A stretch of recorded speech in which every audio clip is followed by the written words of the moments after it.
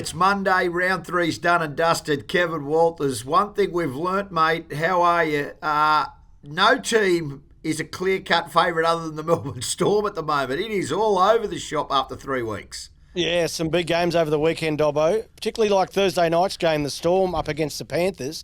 Now, we're all expecting the Panthers to collapse, with no Edwards and then with Cleary going off after about 8 minutes. But, gee, they fought on well, didn't they, against the Storm, and particularly in Melbourne as well. Storm running out winners 30-24. But Craig Bellamy, after the game in his press conference, he wasn't too happy with his Storm. He said they lost their way after 20 minutes and maybe got a little bit complacent, which is so un-Storm-like. But I guess, when you're playing Penrith and some big names not in, your thought process does change immediately. They had their own problems as well, the Storm, with Jerome Hughes breaking his hand in that collision with Nathan Cleary, so he'll be out for a couple of weeks. And Nick Meaney got a fractured cheekbone, I think, as well. So when you hit a brick wall like Nelson Asopa Solomona, I mean, seriously. But, Kev, I want to talk about Melbourne just in that sense. And you know this better. How hard is it when you lose, like when Cleary goes off? It's a big shuffle. Automatically, you can't help but Melbourne had, I think they were 12-0 at that stage. Automatically in their subconscious, surely they're like, oh, well, we've lost the best player. They've lost the best player in the game. We're going to do this easy now. So as much as I thought Penrith were the real winners out of that, but it must be hard in that team environment when you see the opposition's best player lead the field, knowing full well that you're already up and leading. Yeah, well, as forward planning as a coach, Dobbo, you know that if before the game with your replacements and your bench, that if you lose your halfback, you know that you've got an automatic replacement for every position, not just halfback, but it's a key one. So they were fortunate they had Tuilagi there, didn't they, to come on and play in the 6 or 7 jumper, and they've just shuffled it around a bit. So fortunate in that regard that they had an ideal replacement, I guess. Yeah. But it still does get into the mind, not only of the Penrith players, but also the Melbourne Storm players. When you see the best player leaving the field and not coming back, more importantly, that's a huge plus. Massive. Jack Cole was very good for Penrith. I thought he had to stand up. I know he's only early, but I thought what Jack Cole showed. And if I'm Penrith, Kev, you'd be taking so much out of that. You didn't have Dylan Edwards. You didn't have Nathan Cleary. Yeah. And you stripped Melbourne a couple of times very easily. And Melbourne came out of that, as you said, they're the walking wounded at the moment because they've got some injuries now. That's just part of the game. But it was a heavyweight clash, and you just feel those two teams, Kev, to me, that's the benchmark at the moment. Yeah, definitely. And Penrith showed that with a couple of players down, so they'll be there, when the whips are cracking at the end of the year. And likewise, the Storm, I think they're the benchmark team this year, the Storm. They've only had the 2 games and a bye, but they've been, Munster. Unbelievable. Yeah, when their spine gets moving, they got points in them, that's for sure. Warriors, they beat Penrith, beat the Roosters over 14 points to 6, but it was the second game that we really want to focus on. Brisbane 26, Cowboys 16. Yeah. Look, if I'm Brisbane, I'm not happy with that performance, Kev. I know they won. I get it. It was 12-0 at halftime.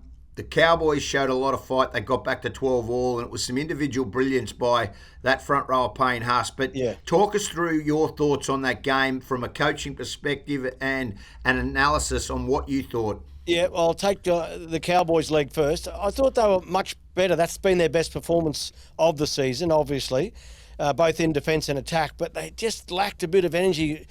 In that opening 20 minutes, if they could have scored a try, that might have lifted their energies and their confidence. But Brisbane held on pretty good defensively in that first 20 minutes because the Cowboys had a lot of ball on the Broncos line and they just couldn't quite register points or score a try. So that sort of took the wheels out of the Cowboys a bit. Then the Broncos got down the other end and they scored a couple of tries. So Payne Haas, what a machine. 2 line breaks, 1 try, over 207 metres or something. So he was been in great touch, Payne. He's been in good touch all season. A lot of talk around his minutes and how that has been helping his game with his offloading and the like, but he managed to punch out 72 minutes the other night, Dobbo. So, wow. So that throws that theory out the window.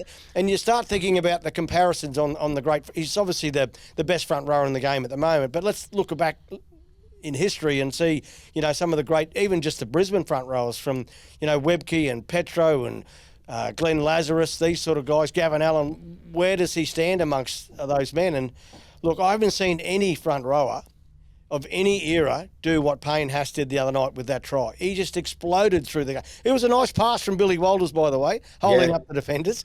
But he just made that look so simple and so easy for a big. He's 118, 120 kilos. And for him to run through that in the way that he did with the speed and the aggression, I think he's... Is he the best in the game at the moment? Front rower, definitely. I mean, we talked about this yesterday on the Sunday Simbin, Kev, and I've never seen, when there's such a lack of halves at the moment, you talk about, like, front rowers. You've got Tarpanay, Fisher-Harris, Leota, Spencer Leniu. You've got... Pat Carrigan in that category too, mate. Carrigan, running... Haas. Yeah, I mean, there is... And I'm forgetting Lindsay Collins. I mean, there is an abundance of front rows. Tino, Mo Fortuaker. Like, there is so many. I've never seen the game with so many unbelievable front rowers. And you talk about those legends from the past. You played with those legends. You played with Webke. You played with Petro. You know them. You played with, Gilly. These middle forwards that were unbelievable. Does he stand above them all, even though he hasn't won a premiership yet? Well, he kind of does in a way, Dobbo. Just watching him the opening two. Well, I obviously know a lot about Payne in the last 4 years, and the thing I like most about him is his competitive nature. He is fiercely competitive. Yeah. And I remember last year when he injured his foot late in the season, he was absolutely filthy. And he got himself back to play and played, I think it was against the Dolphins at Suncorp. And he was only 3/4 fit. Or he was fit enough to play, but, he just was so determined to get back on the field and help the club and, try and get that win. So I love his attitude. He's had some drama away from the football field in his life. Sure, with his family, yep. His family. And he's been such a strength and such a rock for his family as well outside of rugby league. So he's a great human, Payne, and I love what he's doing on the field, and he's getting the rewards now for hard work. That's the rewards of hard work, and he knows he's fit, and he knows he's fast, he knows he's strong, and all those things. But he also actually goes out and consistently does it, on the weekends. And he's been I think he's leading the Dally M's at the moment on the points. So he's clearly having a great season for the Broncos, and the Broncos are the ones that are getting their rewards. Guys like Adam Reynolds and just getting so much time and space on the back of his work, and Pat Carrigan's as well. So they've been really impressive, those two. And the Broncos, like you say, though, they did enough to win the other night. There's lots of areas where they can get better, certainly. But Todd Payton, for mine, they've got a tough draw, haven't they, Dobbo, the next couple of weeks? They could be... They're in real trouble. They've got Canberra this week. This week up at home. Kev, can I just press you a little bit quickly with Payne? And I'm going to say Glenn Lazarus is the best Broncos front rower that you've ever had who's played for the club. And I'm not going to give Payne that yet. And I understand, and the only reason why is simple premierships. And I know that's a hard thing because it's a team sport.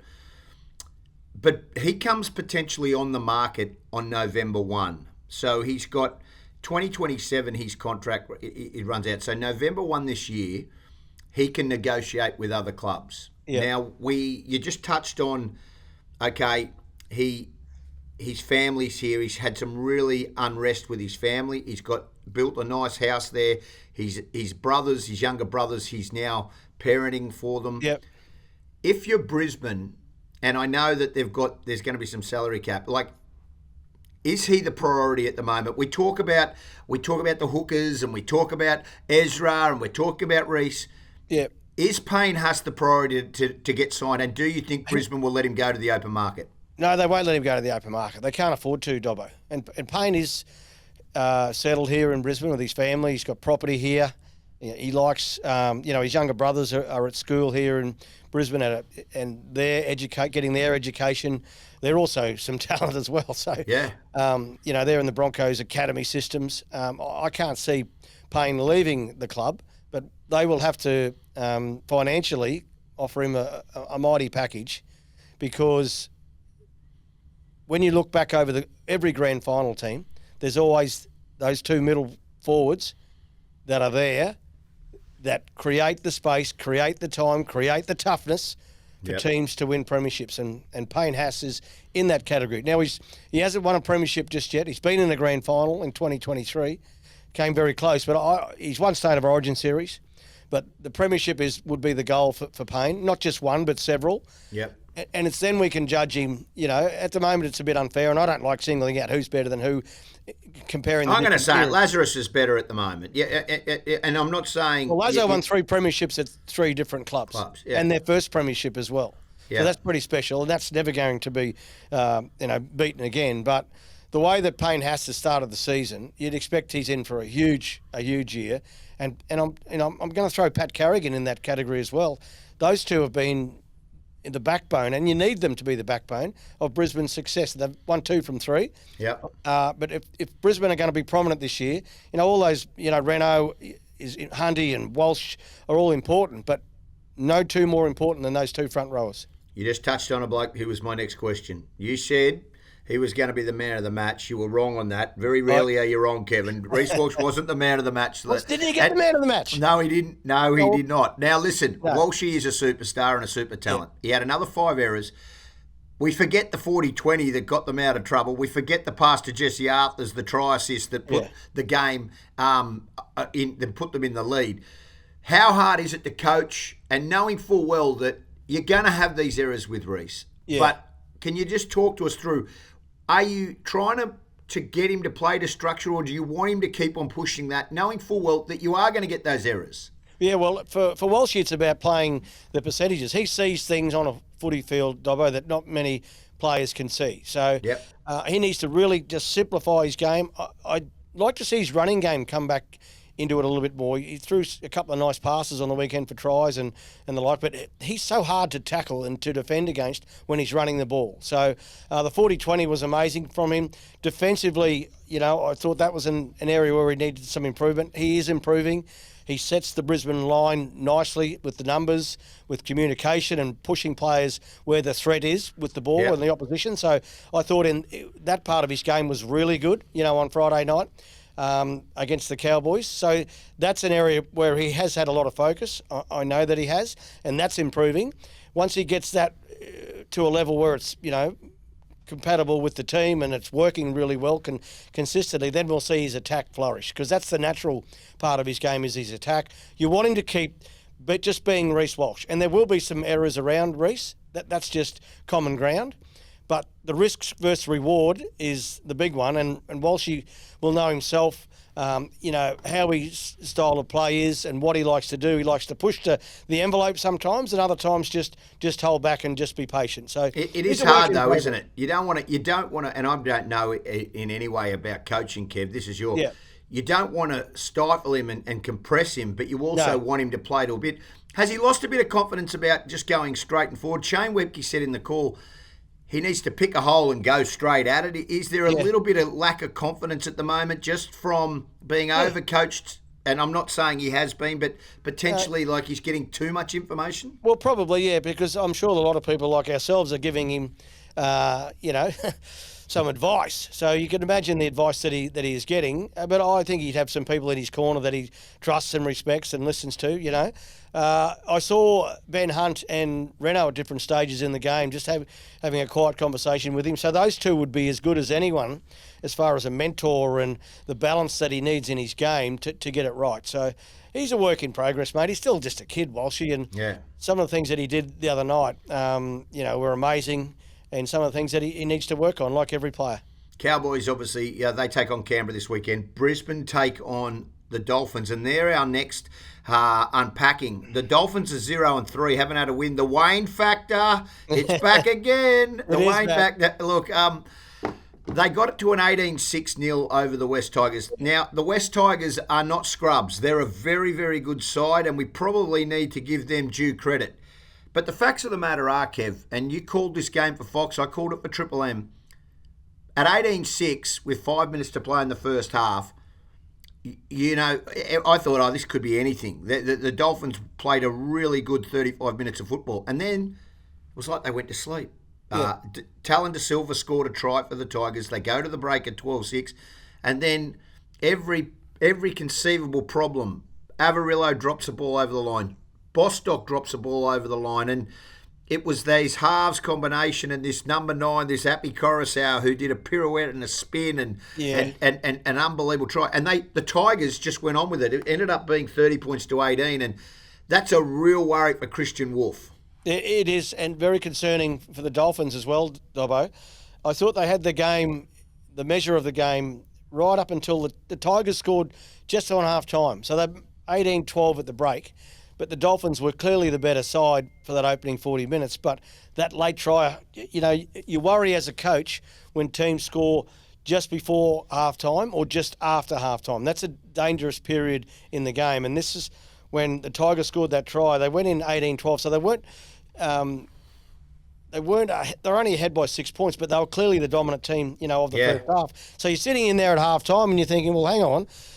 How is this score so tight? We've been clearly the dominant team, but it doesn't reflect that on the scoreboard. And that throws a bit of doubt in your mind sometimes. So the coach's instructions at halftime need to be, really clear about and confident about the team and that first 40 minutes. They just had to repeat that opening 40 and they would have won the game. But Are they being overcoached? Are they being overcoached, No, Dobbo. I'm not going to blame the coach. I'm going to the players at different times. So there was an opportunity to skip 8 points clear of the Tigers with penalty goals. 2 of them in the space of about 5 or 6 minutes. They elected to go for the try, right? The Dolphins. Now, that's okay, and you don't have to score, but you must complete that set and get a finish on it, whether it's a kick, whether you turn the ball over. But the Dolphins came up with errors inside that set, trying to push a pass to pick up points. Yep. And that then feeds the opposition. That fed the Tigers. They got the ball down the other end. Error, penalty, try. And before we knew it, Happy Coruscant just injected himself into the game. Now, they set up for a field goal, didn't they, the Tigers? And Luai was there, ready to try and slot it through. But Happy took it upon himself as co-captain of the side. He threw a dummy and snuck right through. Now, this was clever play, Dobbo, because he noticed that Hammer was at marker, so there was no one in behind the defensive line. If he got through and beat the markers, he knew he could score. It was really clever play from Happy. We actually had the fortunate opportunity. We had him on Fox a couple of weeks ago on Thursday night footy, and he's a real character, Dobbo. Fiji, and his heritage is brilliant. Just so calm and relaxed. Even on the TV, he was really good with his comments and really smart about his comments. And then that trend, you could see the way he played the other day against the Dolphins. He's a clever footballer, and he's brave enough to make big decisions and come up trumps and win. He won the game for the Tigers, Dobbo. He was outstanding. Thursday, we asked you about what 5'8" need to do, and you said run first. I saw Lachlan Galvin, and at 19 years of age, Kev, God, you must like what you see, because it's not all coming off for him, but the confidence this kid is showing, and he's taking the ball to the line. He's just like a jack in the box. Can you tell us from a 5'8" perspective, do you like the kid? Do you like what he's doing? And in time, I don't think the hysteria is unwarranted. I think he's an absolute real deal after watching him and calling him. Yeah, he's superstar of the future, Dobbo, certainly. And the Tigers, I know he's off contract at the end of this year. I think they've put talks on hold on the re-signing of him. I believe he'll stay at the Tigers. I think he's getting good tutelage there from Benji Marshall and also Jerome Luai there, his halves partner. I love the way he plays. He's his classic 5'8", running 5'8". He's a bigger body. He reminds me when he runs a little bit like Darren Lockyer, because he seems to be a little bit, that was one of Lockie's great traits, was he's running the ball. He's got a nice little offload at him, and his passing game is really good as well. He set up that try for the Tigers, on the weekend with a nice looping pass. So his vision is good. He sees opportunities for his outside men, for his inside men, and for such a lad of young age, he's only very young, and what he's showing us, he's certainly a superstar, not only of the future, but 19, unbelievable. 19 mate, he's going to make a lot of money. He's going to make a lot of money. Now, listen, at the end of every game, the teams walk around the fields, and I understand, Kevie, I'm sure you've been handed things and gifts and you've signed jerseys and you've had plenty of photos when you play, but Taruva and Appy were given a cup of kava at Dolphins the other night, and Dad said had a cup of kava. And I mean, I just want to know who's the person that packs the carver and says, I'm taking the carver to the rugby league? Well, And then I'm just interested to know anything that you've been offered to drink. You ever been throwing a tinny or anything in your time? oh, lots of times, Dobbo. I remember a game in Wollongong, actually. Yeah. This wasn't me. This was the great Wendell Sailor. Yeah. We were playing against the Dragons or the Steelers. I just can't remember which team it was, or a combination of both. And this is Wendell in his peak. Yeah. And this is Wendell's world. So Wendell lived in this He was world glistening. where Wendell lived and nobody else could survive. But he was on fire this year, scoring tries everywhere and big, long field tries, like 100-metre tries. So he caught a bomb that I think it was Trent Barrett kicked across, and Wendell caught it, and he went the length of the field. He beat 12 Dragons players to score the try, right? He's coming back and he's standing, waiting for the kickoff, and someone threw a half a bottle of Coke at him on the field and hit him on the foot. He picked it up, untwisted the top, and just poured it all over him like this. Oh, geez. Only Wendell. Well, Only and the crowd he incited the crowd. They were going crazy, but they wanted to kill him. Wendell loved it. Oh, he was such a great player. Those 100-metre tries that Wendell scored. Unbelievable. I was flicking through in the air. It was great. That was a great moment for the Dell. But that must have been Fijian. I've had a taste of the carver myself. I'm sure you have as well, Dobbo. Yeah, love it. It's very strong, isn't it? And there's a huge Fijian community living here in Brisbane. I'm sure they'll be loving the fact that the Tigers have got those two Fijian boys. Taruva and Appy, they had the carver at KO Stadium after the win. Dolphins, you got to clap, haven't you? Yeah, clap. Listen, good win for the Titans. Off the back of a flogging in the first week, 26 points to 6 over the Knights. The Knights have been up for a couple of weeks. I don't want to minimise the Knights. I just more want to look at the defence from in 1 week of the Titans. And this forward pack, we probably haven't focused enough on it, of Campbell Gillard, Tino, Verrills, Mo, Bo Firma, David Fafita. Like, it's as good a pack in the NRL. We've just got to see these halves start to click, but I reckon they're a smoky. I know everybody's going to shout me down. No. Kev, I'd be interested to know what your thoughts are on the Titans. Not on the victory. They've had another victory. They play the Roosters. I think that'll be a big game as well. But I'm interested to know what you think of their performance. Yeah, I'm very impressed with their performance, Dobbo, particularly those middlemen, as you say, Big Tino, Campbell Gillard, Fodawaker. They laid a great foundation. And Verrills is quite a clever number 9 as well. He's part of that spine that the Titans have. It's a very unique spine. It's very attack orientated.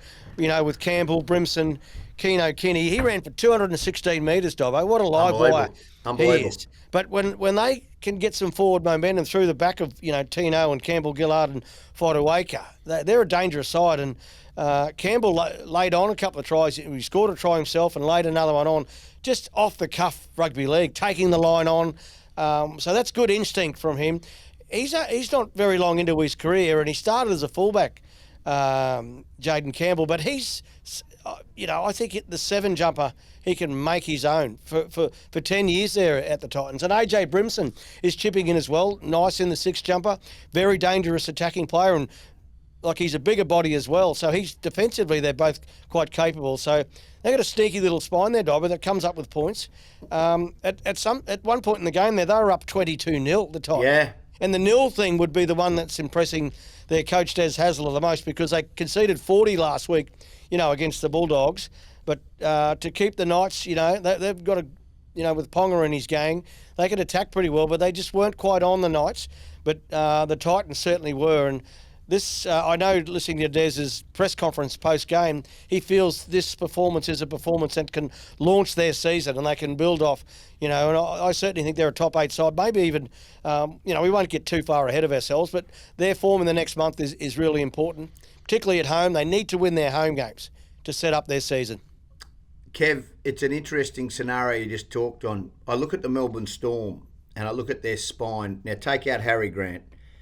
But Hughes and Munster both were fullbacks and were converted into the halves. And the only other club is the Titans at the moment. Yeah. Now, I'm not saying that they're the same, but Campbell and Brimson, both fullbacks, they've made the conversion. It can work. The knockers, I just say, I point to the Melbourne Storm. They've got the 3 fullbacks. They've all played, Campbell, Brimson and Keano Kinney have all played at fullback. At fullback. So, No different to Yeah, Melbourne. I I'm think not saying they're the Melbourne Storm, but I'm just saying No. somebody was No, saying to me, "Oh, it can't work," and I go, "Well, hang on, we've seen it work. We've actually don't seen that theory work." Yeah, they don't have the experience, do they, of the Melbourne Storm? And they're all, their best football still. Those guys, is in front of them. So, yeah, very exciting times for the Titans at the moment. They need to build on that, Dobbo, particularly their defence. We know they can score points.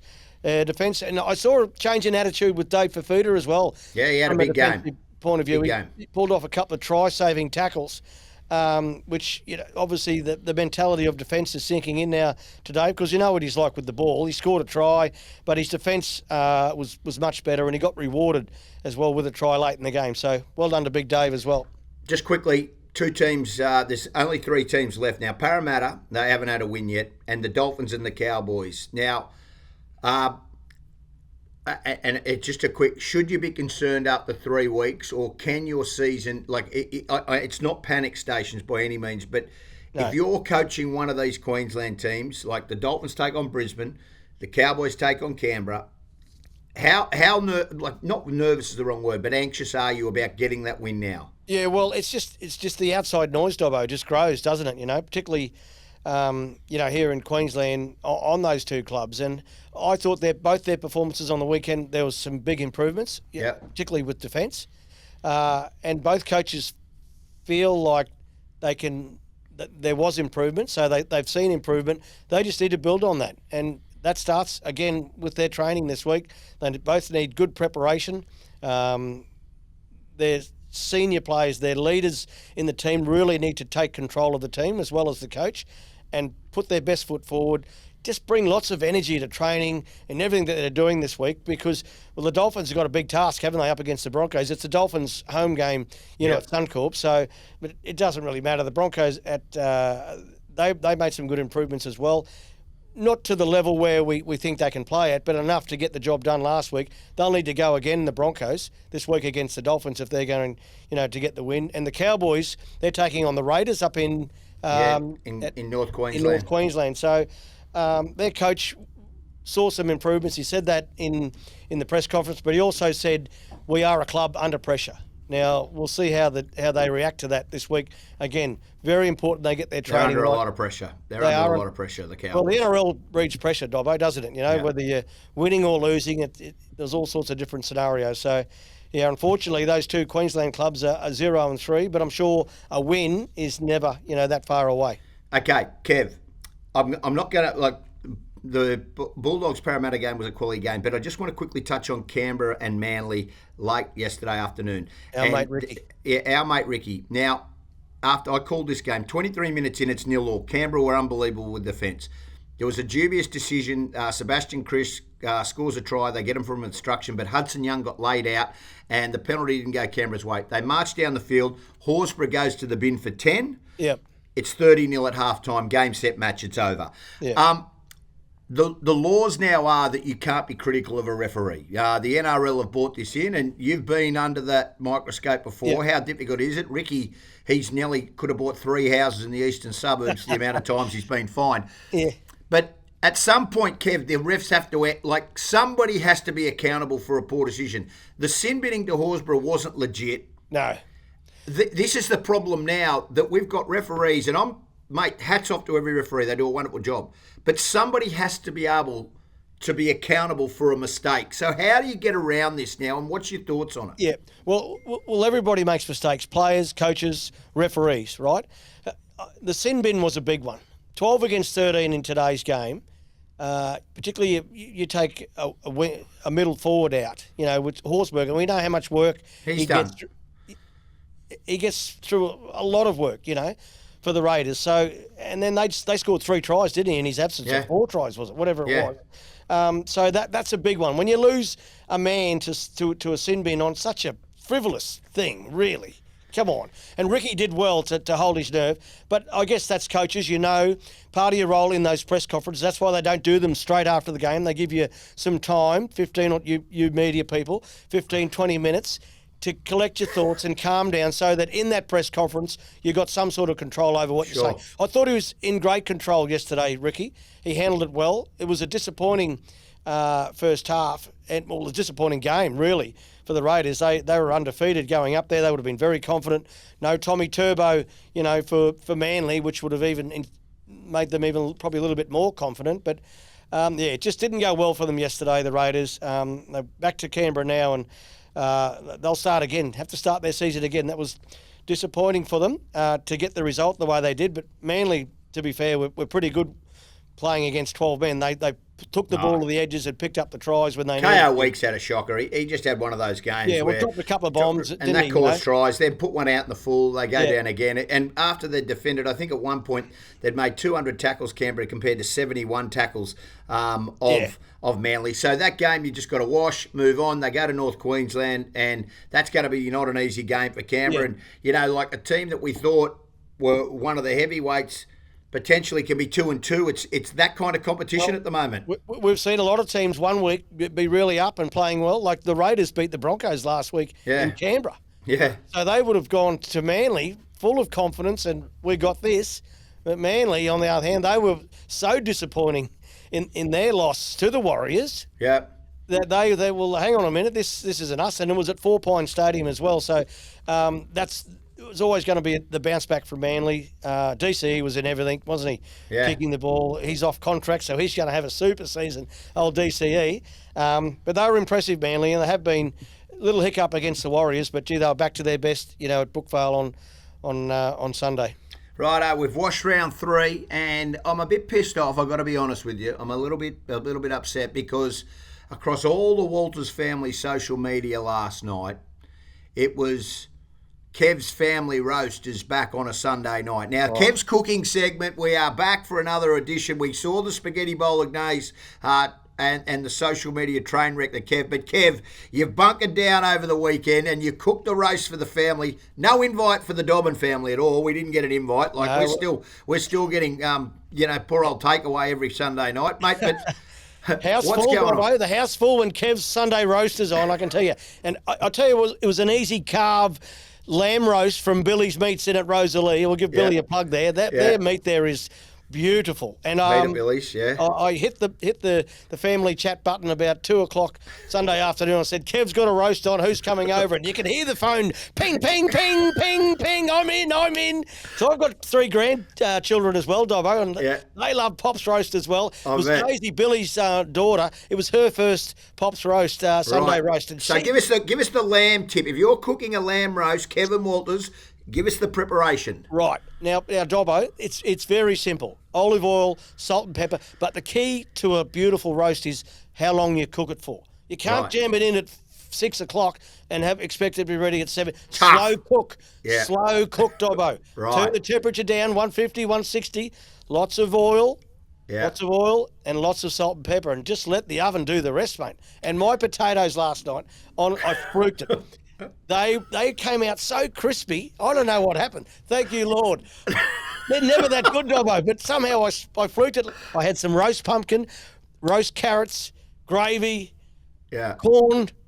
I've got to cover one of these. Beautiful. Now, listen, out of the 4 boys, I mean, I'm going to leave Ava out of this, but you've got Harry, Jet, Jack, and Billy. Who's the biggest on the chew? Like, who's the one that puts, when you go and the serve's on, and I suspect you lay it out and they all have to serve their own. Who's the glutton in that takes more than he should? Yeah, that's Harry Walters, mate. Yeah, that's Harry. Yeah, right. Absolutely. Jet, I'll tell you what, Jet's not bag on the fang either. We've got to slap him down a bit sometimes. He tends to take a bit more than he should be having. But no, it was great sitting around and having a chat with the family. That's the best time. Sunday night family, best ever. Because we've only got 3 kids at home now. We used to, we've got a big family, but it's great to bring them over and the grandkids. We had a lovely night, early night as well. Everyone's gone by about 8:00. So get your Sunday night sleep and away we go. I can't wait for Kev's cookbook at the end of this year. First season 1 podcast. We've got bolognese and now a lamb roast with beautiful potatoes. The Sunday roast. Yeah, well, that's old school. Hey, Kev, we've got a big week ahead. We've got a huge guest dropping on Wednesday. Yep. And you can go to Inside Ball. We're now on Facebook. Would you believe it? Facebook is now, we are social media savvy. We're on Facebook. We're on Instagram. We're on TikTok. I'm still banned from Instagram. I'm not allowed on. So no, that's a good thing. That's a good thing. Inside Ball podcast. We'll be back on Wednesday with a special guest. Kevie has interviewed a Bronco great who has an amazing story. I can't wait to listen to that. That drops Wednesday. And our review ahead of our preview ahead of the game, which will be huge. We've got some huge games taking place over the next week. I can't wait for that as well. Dolphins, Broncos, Friday night. It'll be a sellout, Dobbo, surely. No, I hope so. I hope a huge game. Yep. Good on you, Kev. We'll talk to you on Wednesday with the dropping of our special guest and also our preview on Thursday. Inside Ball podcast. Inside Ball, Kevin Walters and Dobbo with you. Have a great week, everyone. We can't wait for round 4 of the Telstra Premiership.